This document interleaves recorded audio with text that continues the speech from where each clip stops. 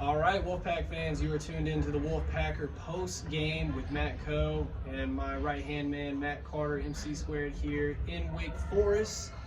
Nice win for NC State, got the job done over Wake, and really awesome game for a couple of guys.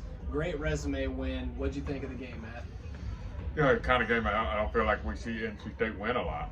I mean, they were down 10 points at one point in this game. They were down 9 at 50-41 when it really started to turn around. And they just couldn't buy a bucket. Quavion Smith was in foul trouble. Couldn't shoot free throws. At one point, they were 2 for 10 from the free throw line. DJ Burns was 5 for 15 from the field. There's absolutely nothing that spelled victory in that game. Yeah. And they won. I mean, that's a sign of a good basketball team, period. It's something we hadn't seen a lot from NC State. Yeah, I love that take that this isn't a game necessarily old NC State team can win. Really culture changing right now we're seeing in NC State with this season. I know I looked at you, and when Terquavion got that 4th foul, I just told you this isn't going to be good. and it just, you could hear things all around us, everybody saying that this is just not NC State tonight. Yeah. By the way, shout out to the fans. There was a lot of red inside this stadium. You could hear stuff. Yeah, you could hear, especially at the end when they were chanting Wolfpack. But the star of the game is the fan favorite, the beast, the behemoth down low, the Sultan of SWAT, the Colossus of Clout, the whole shindig. DJ Burns had a career high in field goals made, field goals attempted, and a career high in points. He had 31 in this one. I mean, somebody mentioned on Twitter, shout out who it was, it's escaped my mind here, but they called him a coach's dream, and I think that is the perfect way to describe him. The best part about post-game reaction was listening to Steve Forbes, who just was kind of exasperated about, what do you want me to do?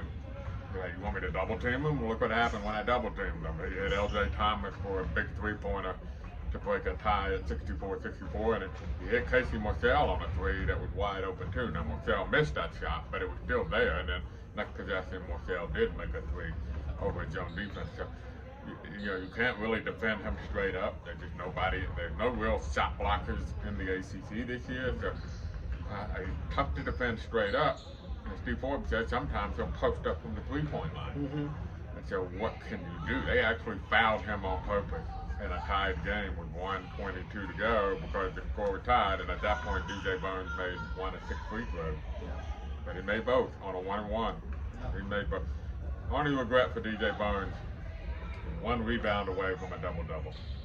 9 rebounds, 31 points, 9 rebounds. So you're telling me a career night for him isn't enough? Is that what we're hearing? Hey, look, that would have been a whopper of a performance. Yeah, there you go. Nice plug there. Yeah, I mean, that goes to speak the volume of respect I feel like DJ Burns has as a player, as a post player, and the NC State shooting. We weren't really shooting the ball as well as we usually do.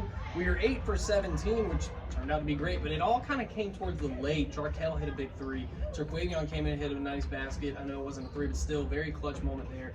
Casey Morcell, like you said, LJ Thomas, there was very timely 3s that it's going to make it really difficult to guard NC State because we're such a 3-point shooting team. But having that force down low, that, in my opinion, I know I said this, and I know that you've said this before the season, DJ Burns is probably one of the best passing big men in the country. And I feel like that right there, that one play, speaks volume to how good and how valuable he is as a player. NC State really didn't look good in that first half. Could not make shots. Second half really came alive. What do you speak about what do you think is a big factor of how this team was able to get into the second half and kind of change the course of direction? And basically, DJ Burns started making shots. At about 7 shots in a row, not missing. He ended up going 9 for 11, I believe, in the second half. Where after he had started 5 or 15, he made 9 of his last 11 shots from the field, and I think one of those misses he ended up scoring on after that.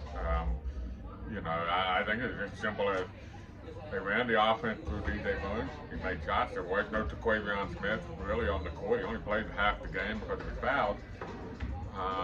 So you had to run it through DJ Burns, and it's simple. Sometimes the guys you count on have to step up. You can talk about coaching this and coaching that and decisions, and sometimes the guys have to be the guys. They have to make the plays. And it helps that these guys are older guys. Jarkel Jr., 6th year in college basketball. DJ Burns, 5th year in college basketball. Casey Morcell, 4th year in college basketball. These are older guys, so they're not going to panic in that situation. I want to say I feel like the last couple of games, NC State has really tried to, really had to force to really grit out some wins. Oh yeah. Not playing super phenomenal, but doing enough to put themselves in position to win. And then, like you said, having your guys to make shots for you. That's exactly what they did. Holding this Wake Forest team to less than 80 points seems like it's a very difficult thing to do because it's a very good scoring team. This is 2 games in a row where Terquavion probably his 2 worst games back to back.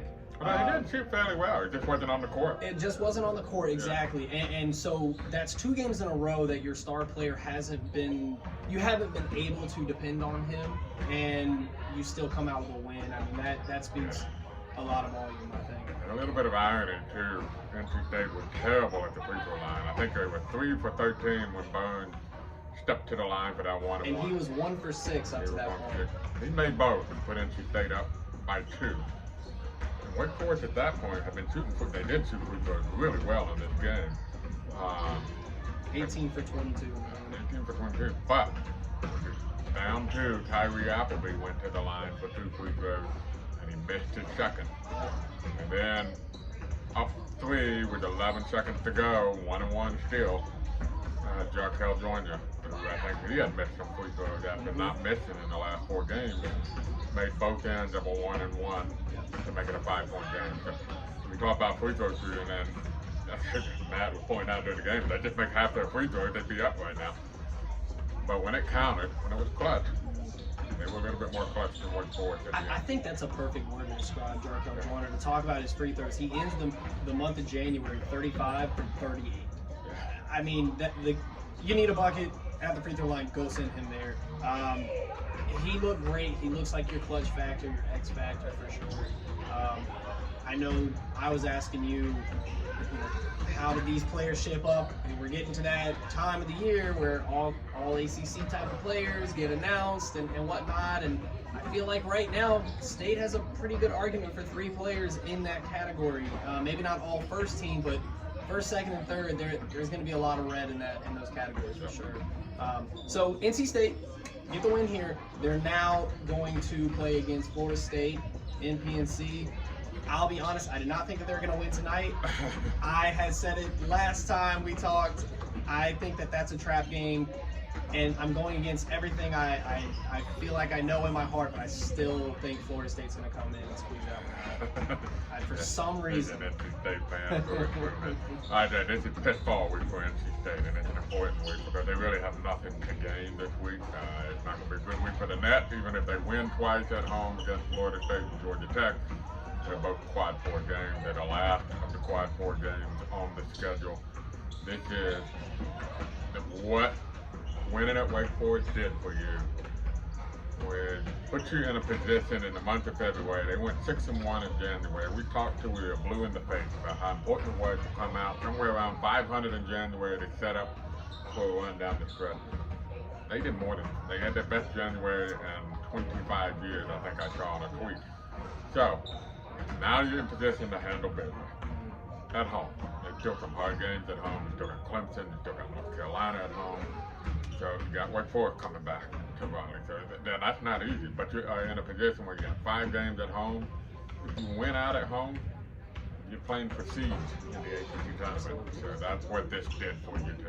I love the saying, you put yourself in position to put yourself into position. And I think that's exactly where NC State is. As long as they don't have any mishaps, throughout this time, NC State might be dancing. Who knows? Any last thoughts before we head out of here? Because the women are practicing right now. We gotta get out of here.